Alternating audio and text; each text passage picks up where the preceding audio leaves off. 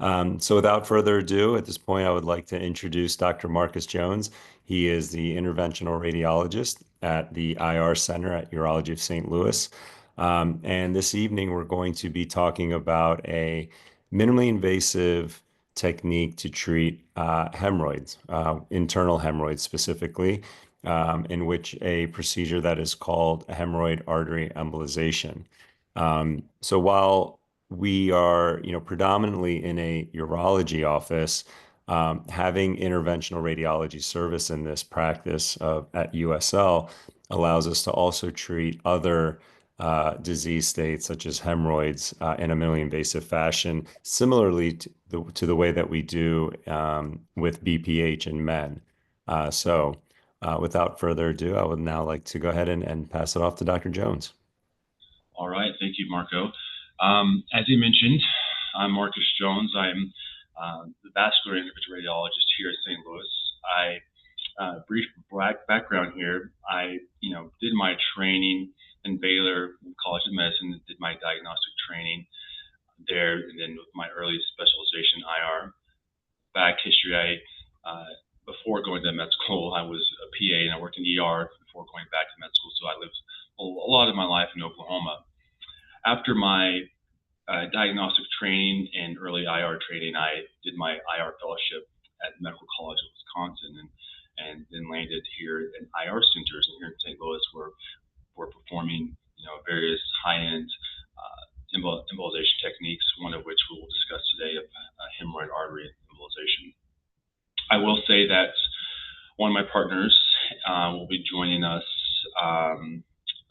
throughout this webinar and maybe be chiming in or maybe ask questions at the end. He is Dr. Alex Pidopal. He is actually our expert guest speaker. Again, he is our Chief Medical Officer of Innovation and Development with IR Centers. And he is one of the few which has led the way in the advancement of hemorrhoid artery embolization. He was awarded in 2022 for abstract for outstanding research from the American College of Gastroenterology, which is a whole different specialty, which is always remarkable. And so we'll hopefully you'll see him later on in this webinar. So briefly, what is vascular and interventional radiology? This is probably a common question even in the medical field. So we are a subspecialty of radiology. We are able to use minimally invasive interventions to diagnose and or treat many disease processes by many different interventions. And we're able to do this by way of minimally invasive, so we can produce sometimes and often better outcomes, have less risk for this procedure, less pain, a better post-op procedure in comparison to some open procedures. Further, some bullet points here, so hemorrhoids, the peak age is 45 to 65 years of age. However, there's many patients younger and older who suffer from this disease process, and there's probably many silent sufferers out there. And by age 50, there's going to be half of Americans who suffer from hemorrhoids. We'll touch a little bit on this 10% requiring surgical treatment in our presentation. So hemorrhoids, a third leading outpatient GI diagnosis. Again, we see another bullet point here of 49% may experience recurrence at 1 year. Well, we'll touch a bit on this a bit also, and this is a number that came from a 2018 study from the Hubble study, which was performed in the UK. They essentially enrolled 370 patients. Half went for a procedure called Doppler guided ligation, which we'll touch on, and then half went for rubber band ligation. Again, we'll touch on this here in a bit. And they did note that 49% of patients who underwent rubber band ligation had recurrence at 1 year. And this is, talk about this because this is a common treatment for internal hemorrhoid, and we'll discuss that. More introduction. So we talked about how prevalent it was, nearly 4 million office and ED visits annually. We see our illustration here on screen left, just kind of some normal anatomy. This is, the hemorrhoids are made up of, some are normal fibrovascular cushions, and these make up that tissue. And these are made of connective tissues. Some are there for helping with rectal tone and some fecal retention. And these vessels in this region are derived from the superior rectal artery and the middle rectal artery. And we'll talk about those being our target as we go through how this procedure is done. And then thereafter, based on when hemorrhoids are present, it's because these endpoints of these superior rectal and middle rectal arteries, they can become abnormal, hypertrophied, or enlarged. Sometimes create these AV shunting, which leads to these hemorrhoids. And that's what we focus on, leading to our grading system, which is the Gallagher Internal Hemorrhoid Grading Scale. And we'll go through this. Grade 1 is, symptomatic, whether that be painful, bleeding, itching, and those are the hemorrhoids. It's not necessarily prolapse, but those are your symptomatic hemorrhoids. Going on to grade 2, now there is a little bit of prolapse, and they may arise maybe during a bowel movement, and then over the next couple hours post may resolve or retract on their own spontaneously. Going on to grade 3, these are the ones that are a little bit larger, still symptomatic, and these are the ones that still may require and will require some manual manipulation to help reduce those hemorrhoids after or any point in time after bowel movement. And then we have grade 4. These are the even larger ones. These are the ones that cannot be manually reduced. There's no spontaneous retraction. And we'll touch base a little bit about those. And these are some of the ones that when I touch on 10% or will require surgery, a lot of these are probably that grade 4 grades. As hemorrhoid artery embolization is focused more on grades 1 through 3. There can be some for treatment, but that would be maybe from a case-by-case basis. So what are some of the risk factors for this disease process? Well, certain disease processes, pregnancy, cirrhosis we see there, poor bowel habits, and that's just, us sitting on the toilet for a bowel movement. We have your iPhones out, are we reading? So sitting on the toilet too long, straining, especially in the setting of having constipation, which then piggybacks into what is your diet? Are we, do you have a high fiber diet? Are you getting in enough water intake? All these things will help with stool transit.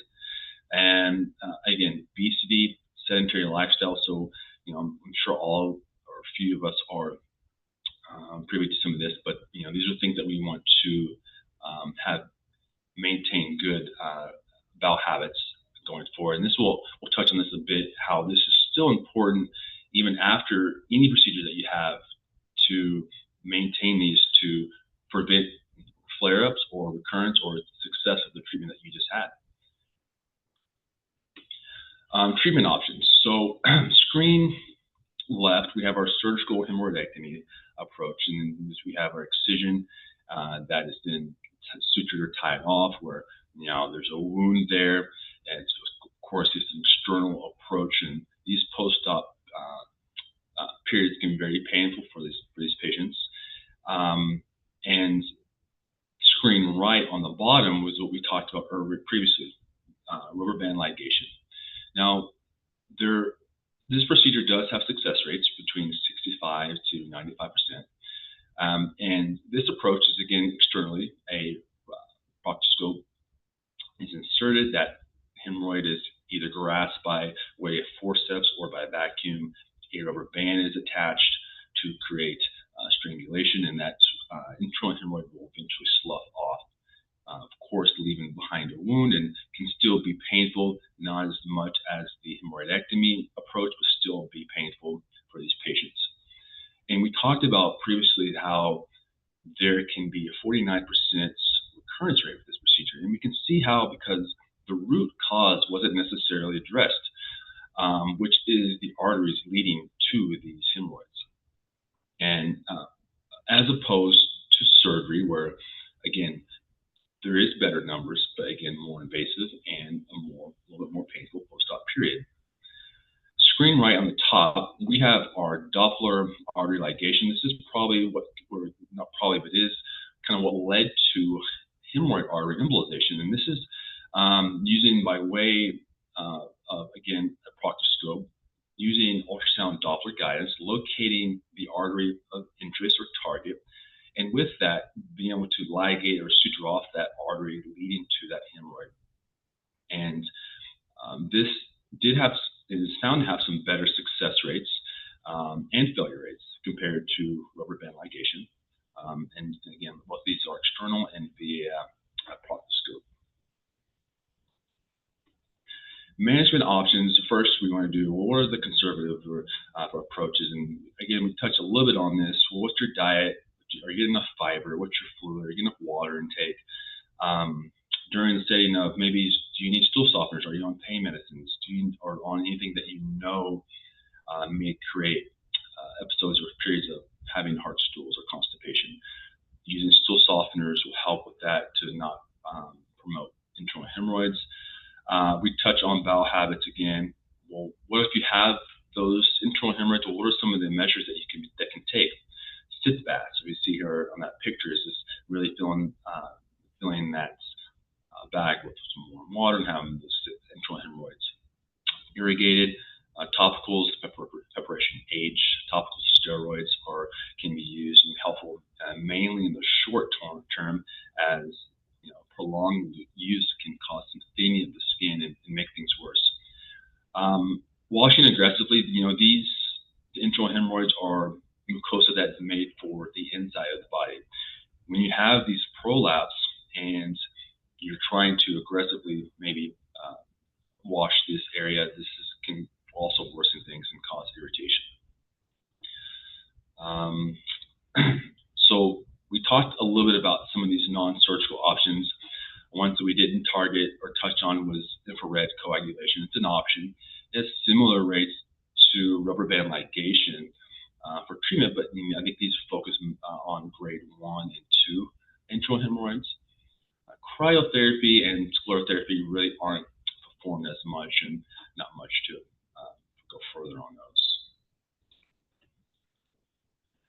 Surgical options, we touched on excisional hemorrhoidectomy. Good success rates, right?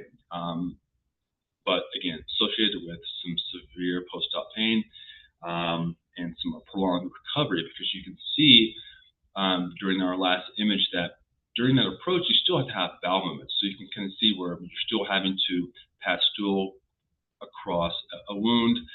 You're sitting down, so you can see where some of that irritation can happen and be very painful for patients. Staple hemorrhoidopexy. Well, this is similar. This is still external. This is where, and I will say it has some similar success rates to the traditional approach, with some reports actually showing that they do have some faster recovery times. But these are more so, or this procedure is more so to treat grade 3 and 4 hemorrhoids. And in this scenario, these hemorrhoids are essentially lifted into this device, this stapler device, and you see this more so this circular stapler collapsing down and stapling and excising these internal hemorrhoids. So how did we get here? This is the timeline leading to hemorrhoid artery embolization. The first embolization was done in the 1970s, and in 2015 we had Vincent Vidal out of France. He's our first to use this in the acute setting. Moving on down the line to 2018, we have our first prospective study from Farouk and company. And then we get to 2020, where we actually have 14 meta-analysis, 14 clinical trials reviewed and demonstrating success rates up to 80%. Well, yeah, 80%, a good number, but we'll see here as we move on to 2021, we have an office in Northern Virginia, which was the first multi-specialty hemorrhoid center with GI and IR combined. And over that time, we've published the largest database of over 275 patients. And this success rate was up to 94%. And that's kind of the standard that we've kind of kept across our centers. So in this middle picture, we see what we've already talked about a little bit of this Doppler-guided hemorrhoid artery ligation. Screen right is kind of what I see and what we see during angiography. Normally, you want these really thin hair-like arteries that go down and make up that hemorrhoidal tissue next to the corpus cavernous recti vessels. When you see the hypertrophied, abnormal vessels, very large in size, those are the ones that are leading to the internal hemorrhoids and what we target during our procedure. And some of these are thought to be causing some AV shunting and leading to these internal hemorrhoids. And screen left is what the finished product is, and we'll show you additionally here in a bit what that looks like. So you can see where our internal IR approach of using the arterial system to navigate down to the hemorrhoids and address them at that level over or rather than an external rectal approach that we've seen previously in the comparison of those two treatments. Again, this is a blown up picture of what we're talking about in terms of our anatomy in the corpus cavernosum recti. I will focus on this dentate line, and that's kind of what separates and what makes out what is internal from external hemorrhoids. Anything below that line is external. Anything above the line is internal. And again, we comment on it's the hyperplasia of this fibroconnective tissue and AV shunting that's making these internal hemorrhoids and worsening the scenario. So embolizing the arteries that go down and treat or go down to these end arteries leads to tissue shrinkage and improvement on the symptoms that you're having. The external hemorrhoids aren't necessarily focused with as much with hemorrhoid artery embolization. The internal hemorrhoids, which are fed by the superior rectal arteries and middle rectal arteries, supply those corpus cavernosum recti. The external hemorrhoids are mainly treated by the inferior rectal arteries, and sometimes those can, if embolized, can lead to a cutaneous wound and aren't necessarily as targeted as often as much.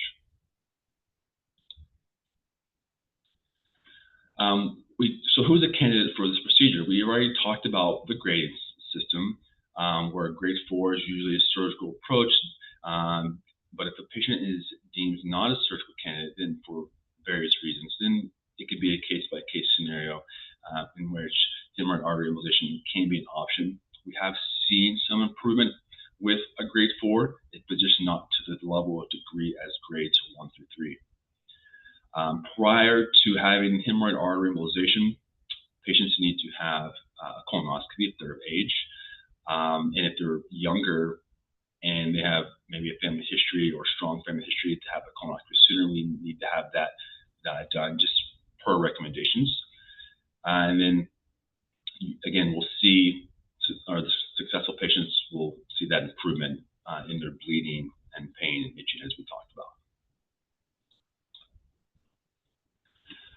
So let's talk about how this is performed. So we saw initially in those first images how there was a coil there. Well, there may be 3 to 6 vessels that are actually treated. It doesn't necessarily mean that there's actually 3 to 6 hemorrhoids, but these are the targeted, the abnormal blood supply that's going down to those hemorrhoidal cushions that need to be targeted during the day of the procedure. And doing this, I access the common femoral artery, as we see here with microcatheters and wires. We use fluoroscopy, live imaging, to catheterize the inferior mesenteric artery, travel down to the superior rectal arteries, and where we take more pictures, target those abnormal vessels.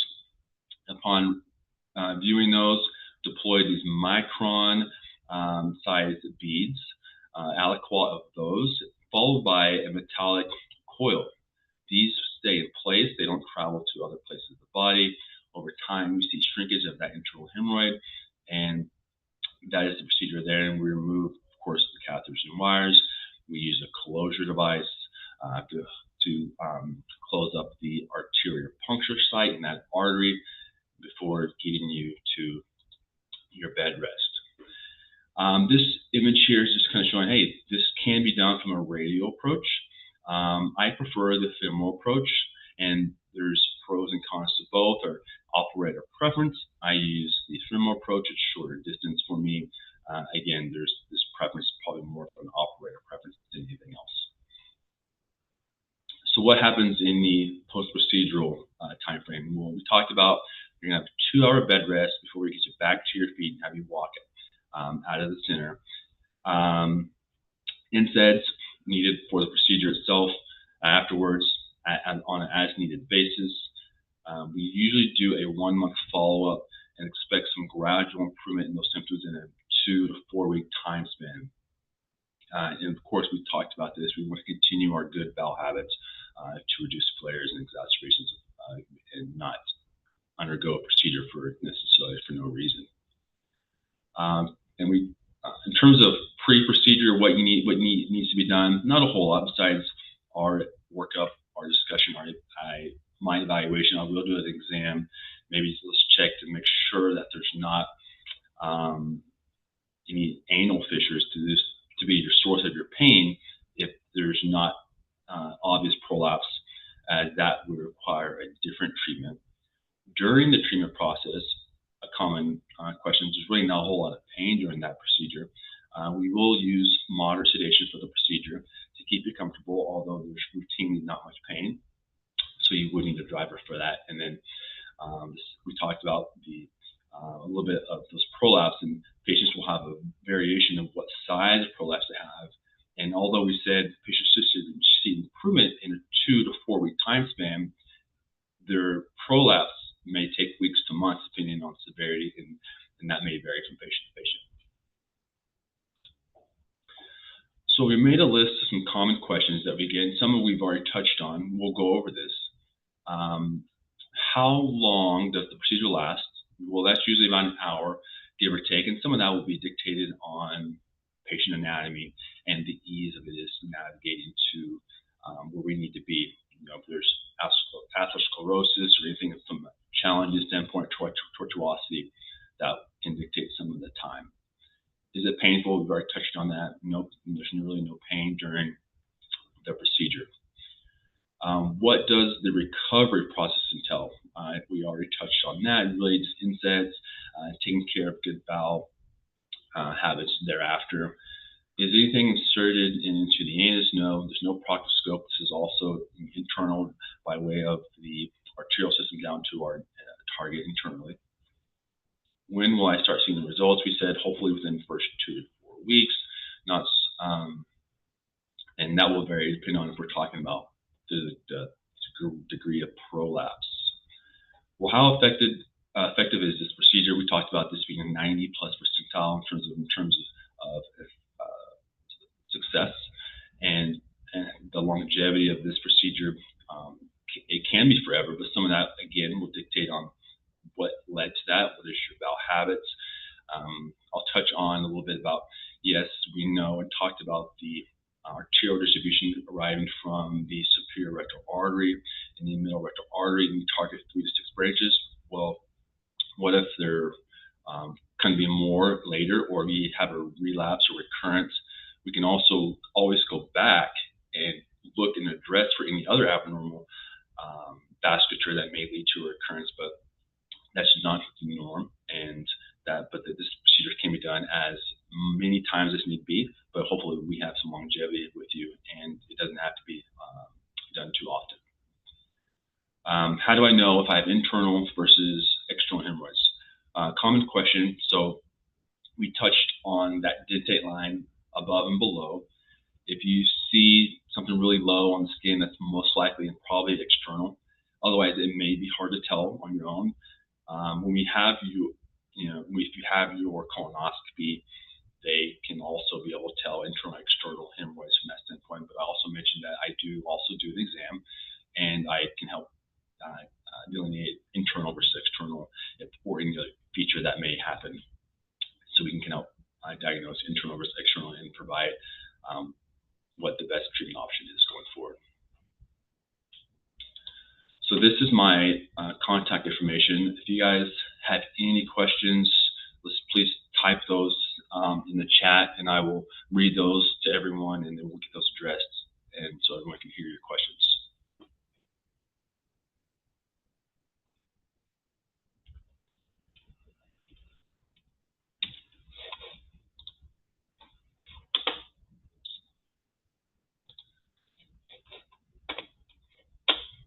I'll give you guys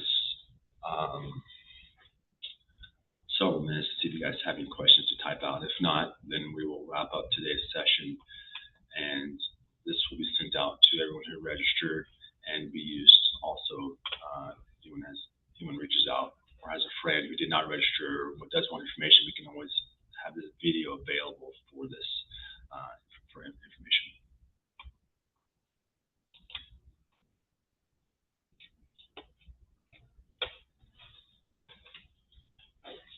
And if you guys don't have any other questions, you can feel free to sign off and reach out to my office if this is a treatment option that you want to seek out.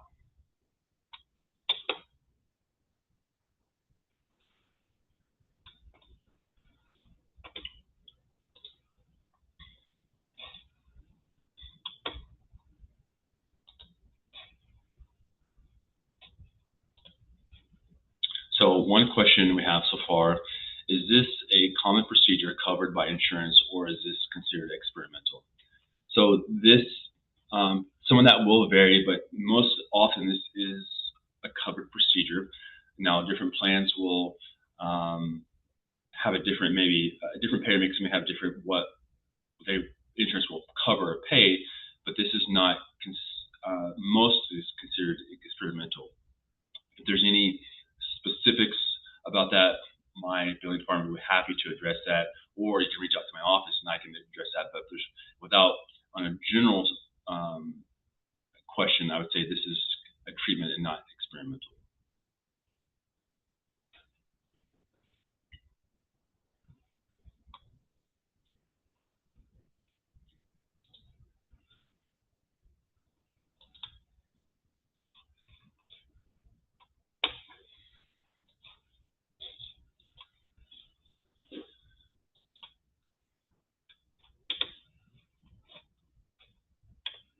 All right.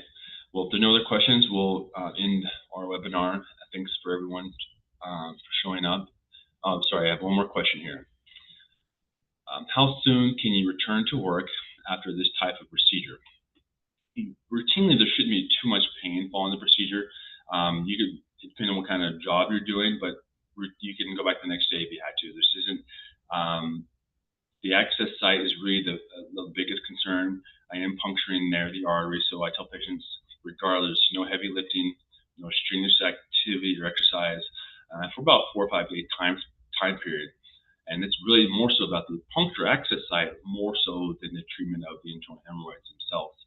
So if you're going to a job where you're not doing much physical activity and maybe you need to go and you don't want a day off, anything of that nature, then yes, you can return and there's not a significant sequela from the procedure from the treatment standpoint other than what I mentioned.